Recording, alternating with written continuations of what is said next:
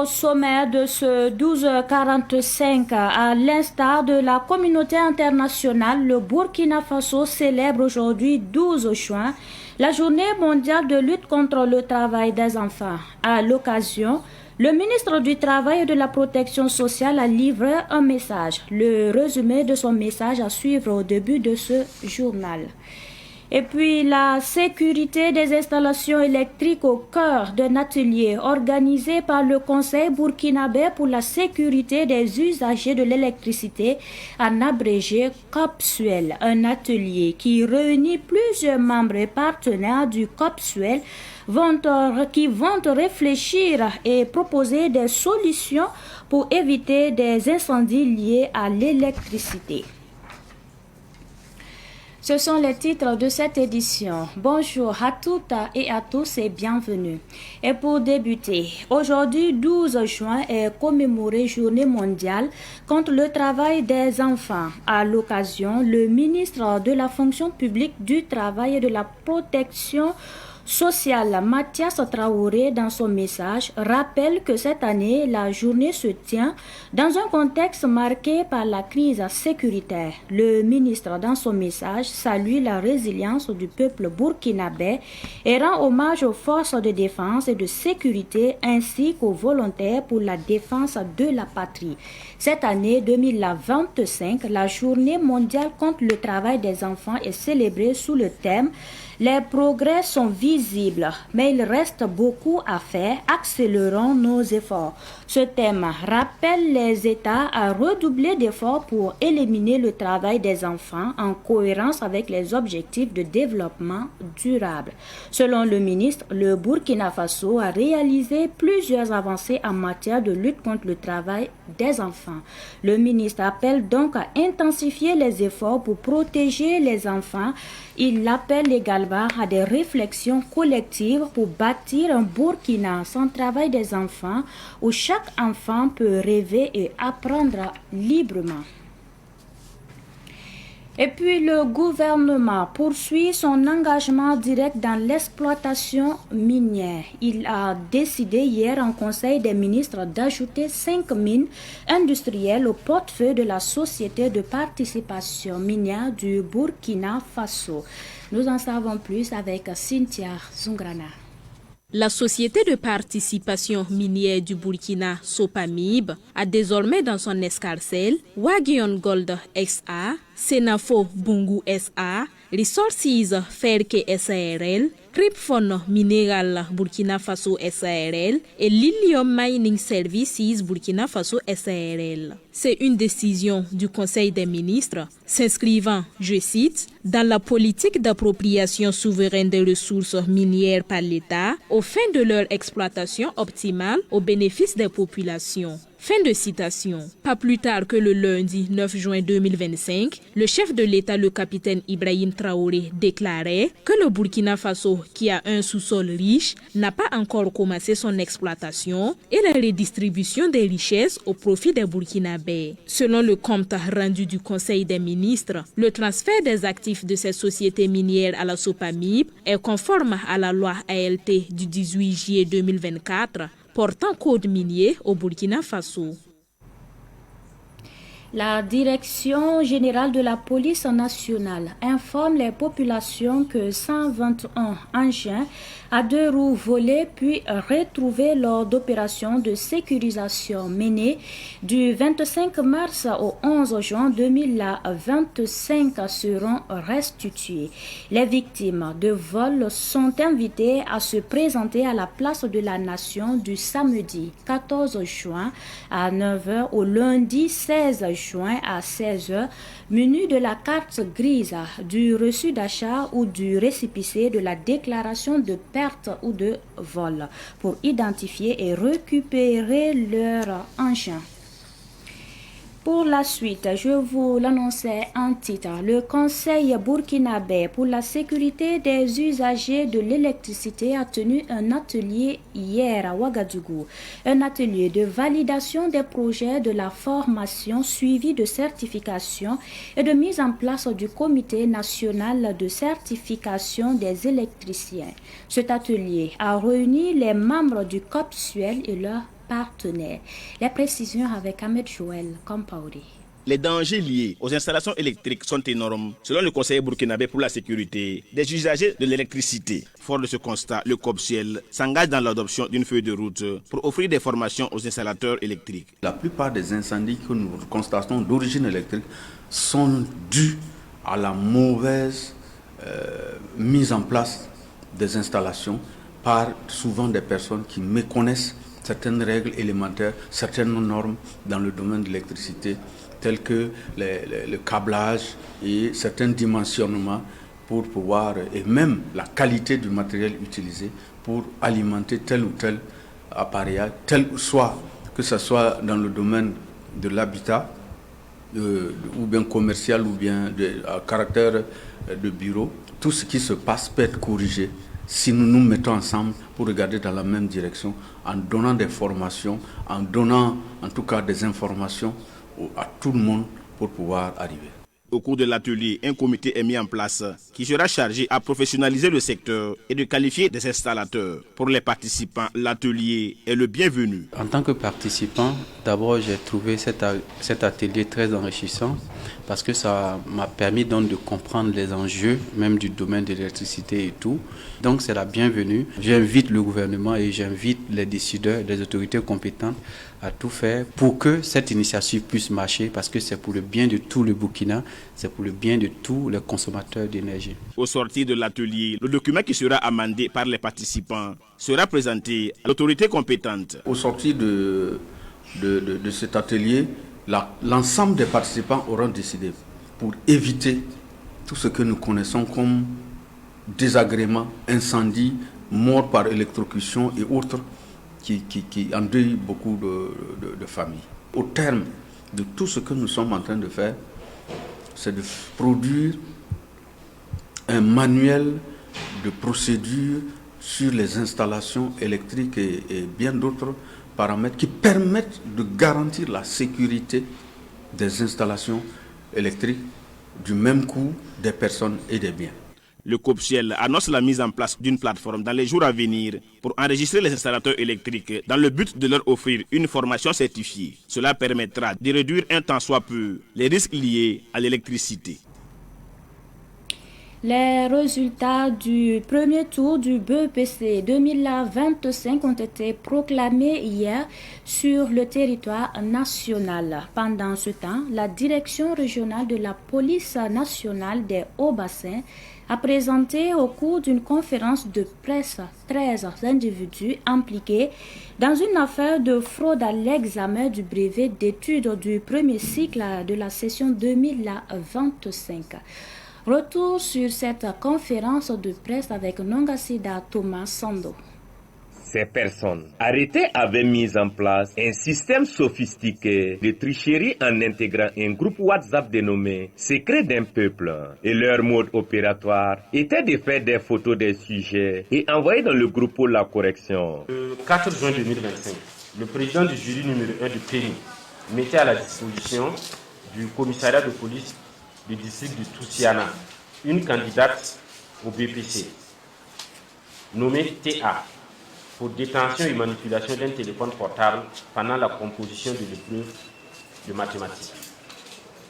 Les agents de police sur place ont constaté qu'elle est membre d'un groupe WhatsApp dénommé Le Secret d'un peuple, où les corrigés des sujets de l'examen en cours sont transférés. Lors de la conférence de presse, le commissaire central de police de la ville de Bobo-Dioulasso a souligné la gravité de ces agissements qui sapent non seulement la crédibilité des examens, mais également l'effort scolaire des élèves ayant travaillé durement pour réussir leur épreuve. Des informations à notre disposition indiquent que cette pratique n'est pas spécifique à la région des Hauts-Bassins. Bien d'autres régions et villes du pays pourraient être concernées. Les enquêtes se poursuivent et des interpellations pourraient avoir lieu dans les heures, jours et semaines à venir. Conseil au public.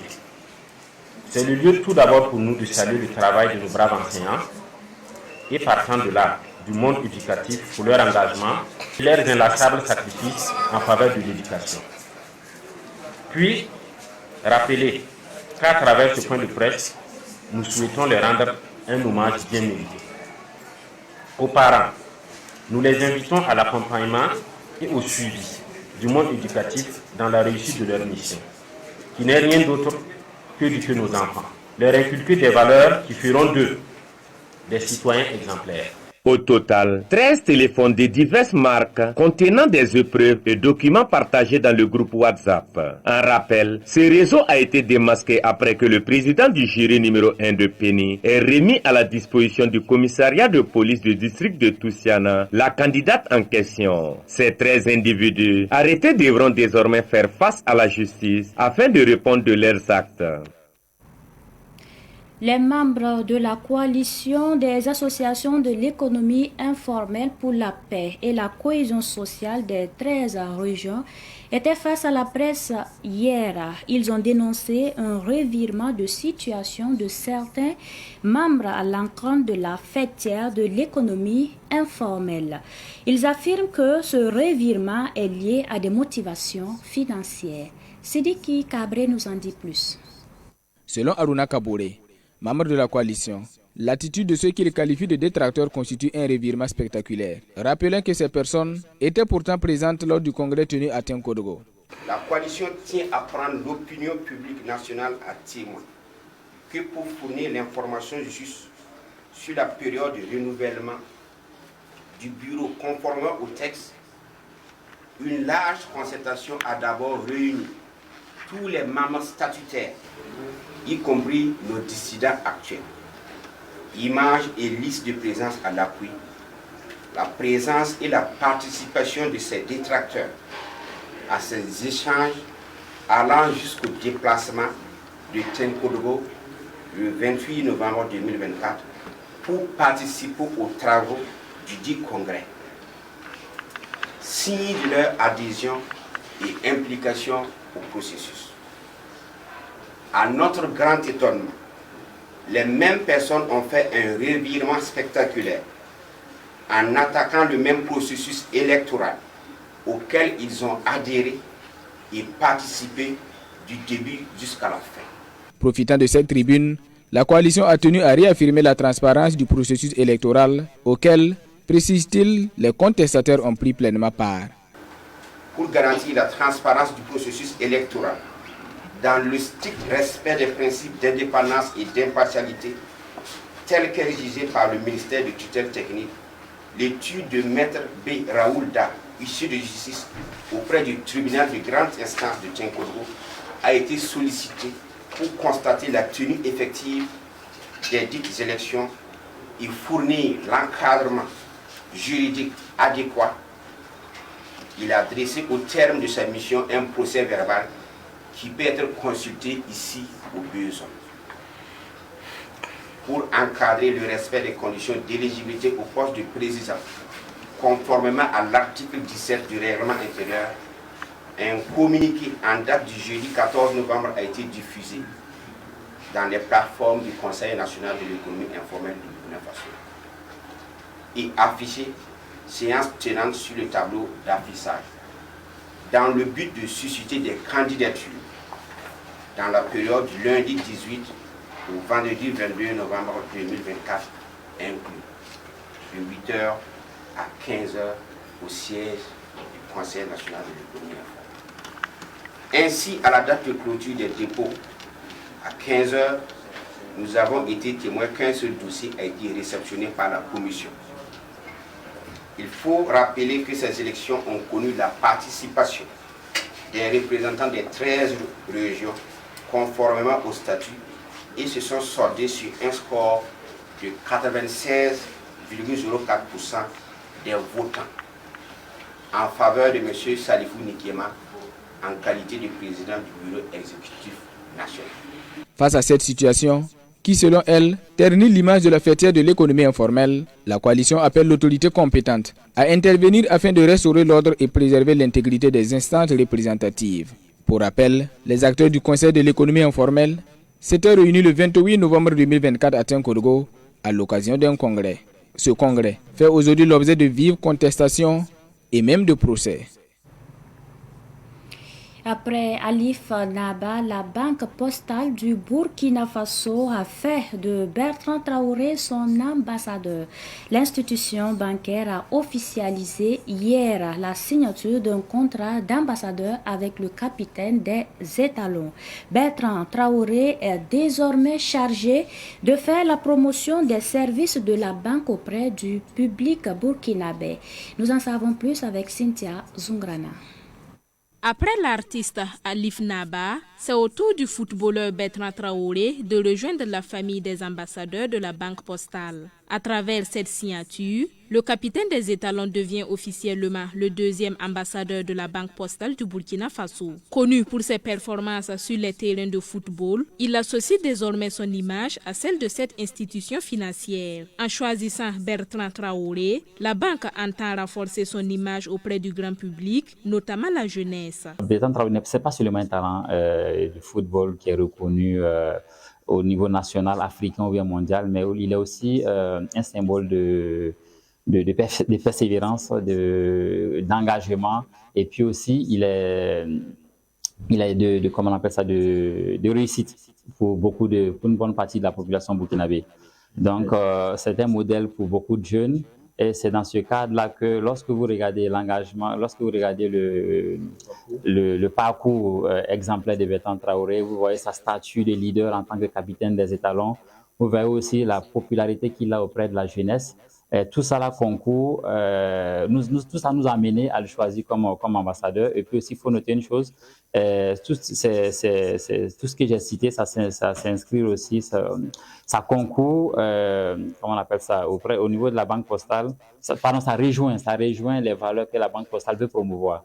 C'est tout ça qui a concouru à le choisir comme ambassadeur. De son côté, le capitaine des étalons s'est dit honoré par ce choix et affirme son engagement à accomplir cette nouvelle mission. La Banque postale m'a choisi, c'est déjà un honneur pour moi, c'est une fierté pour moi. C'est une banque citoyenne et moi qui suis aussi un citoyen burkinabé et capitaine de l'équipe nationale, c'est forcément un plaisir pour moi d'associer mon image et l'image de ma fondation à cette banque-là. Je suis très content et je remercie le DG et tous ses collaborateurs pour cette initiative. Et voilà, de mon côté, je ferai ce qu'il faut aussi pour rendre la pièce à la banque. À travers cette convention, la Banque postale du Burkina Faso ne se contente pas uniquement de s'associer au capitaine des étalons. Elle s'engage aussi aux côtés de sa fondation, dénommée Fondation Bertrand Traoré, pour ainsi soutenir ses actions en faveur de la jeunesse et du développement social. Tout autre sujet pour poursuivre ce Savane Midi. La saison des pluies qui s'installe est une période où les pépiniéristes font de bonnes affaires. Cette année, l'appel à planter 5 millions d'arbres en une heure, le 21 juin prochain, galvanise davantage les pépiniéristes du Burkina et en particulier ceux installés aux abords du barrage de Bulmugou à Ouagadougou, ce que Sibli Nankelse a rencontré hier en prélude à la journée nationale de l'arbre. Pour la campagne de reboisement cette année, les pépiniéristes installés dans les alentours du barrage de Bulmugou disent être bien préparés pour satisfaire le besoin en plants. Ils ont accueilli avec enthousiasme l'appel à la plantation de 5 millions d'arbres en une heure dans le cadre de la journée nationale de l'arbre. En attendant la date prévue pour la concrétisation de cet appel, les pépiniéristes de Bulmugou apprécient positivement l'initiative. Dès que j'ai appris la nouvelle, je me suis préparé et j'ai pu cultiver des plants de baobab, de néré, ainsi de suite. Sauf que nous n'avons pas appris très tôt. C'est pourquoi nous n'avons pas cultivé beaucoup de plants de différentes espèces. Nous sommes très contents de la décision du président du Faso. Nous attendons cette décision depuis fort longtemps. Vraiment, nous sommes très satisfaits. Nous sommes prêts. Les plans vont suffire, peut-être même plus que le nombre souhaité. Notre satisfaction est grande parce que nous les pépiniéristes, nous aimons les arbres comme les êtres humains, parce que les arbres aident beaucoup. Notre souhait est que ce genre de décision se multiplie. Je suis vraiment satisfait de ce qu'il a décidé. Je souhaite que Dieu le pousse, que Dieu le vienne en aide. C'est vraiment ce que j'ai à dire.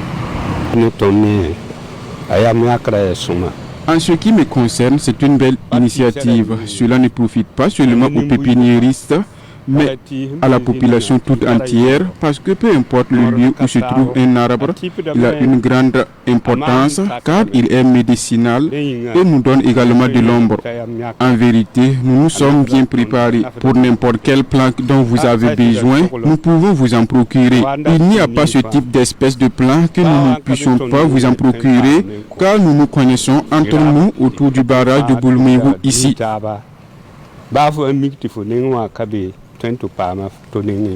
Les pépiniéristes de Boulmiougou produisent plusieurs espèces de plantes, à savoir des plantes fruitières, des plantes médicinales ainsi que des espèces d'arbres fréquemment rencontrées au Burkina Faso. Nous avons aussi des arbres qui soignent, surtout les plantes médicinales. J'ai dans ma pépinière plusieurs espèces de plants. Manguier, goyavier, pomme cannelle et bien d'autres. Toutes ces plantes sont disponibles ici chez moi. Mangue, papaye, goyaka, Les manguiers, les papayers, les goyaviers, le moringa, tout type d'arbres dont vous avez besoin, nous en possédons. Nous avons autour du barrage de Boulmiougou une quarantaine de pépiniéristes dont peu importe les espèces de plants, nous pouvons vous en procurer.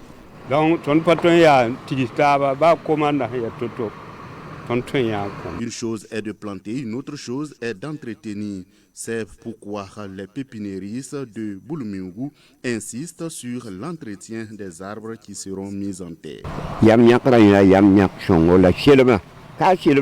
C'est une très bonne initiative, mais ce n'est pas le fait de planter qui est le problème.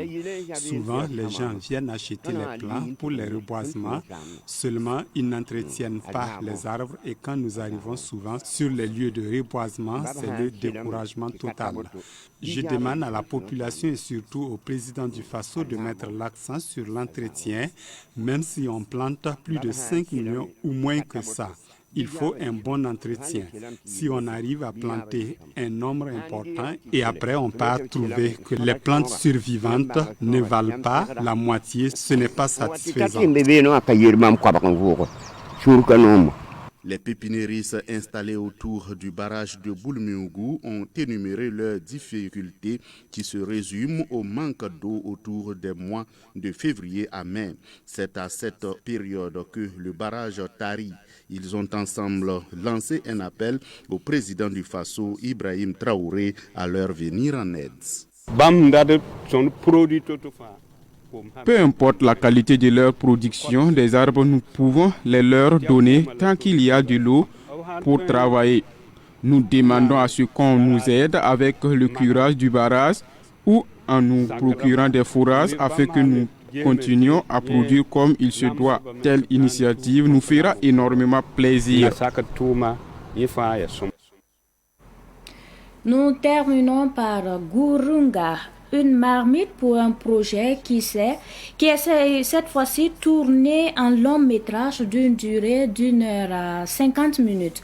Le film met en avant la parenté à plaisanterie. Retour sur la projection inaugurale du film qui s'est déroulée lundi dernier à Ouagadougou en présence de Samuel Moko.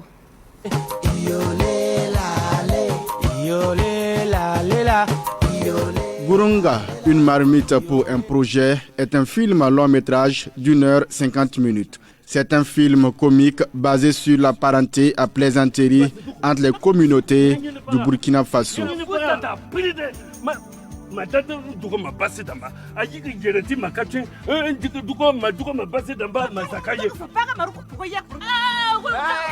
Selon le réalisateur Hildevert Meda, Dans le contexte actuel du Burkina Faso, les actions qui promeuvent la cohésion sociale et le vivre ensemble sont importantes pour accompagner le gouvernement. Sans vouloir enseigner la cohésion sociale de façon didactique, parce que c'est pas le travail de l'art que d'enseigner de façon didactique, mais nous glissons aussi des messages sous cap que le public entend et qu'il consomme.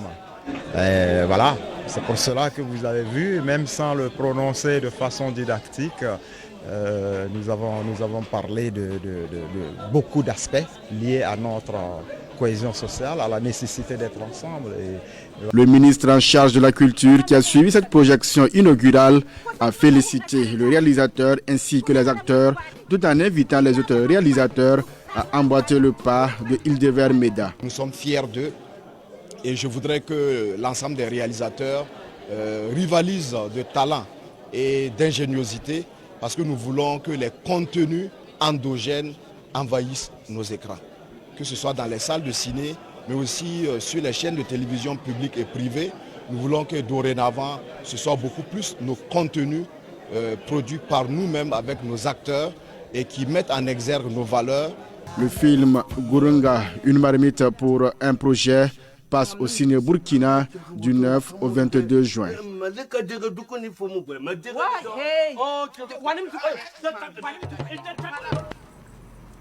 Fin de ce journal. Merci de l'avoir suivi. Très bonne suite en compagnie de nos programmes.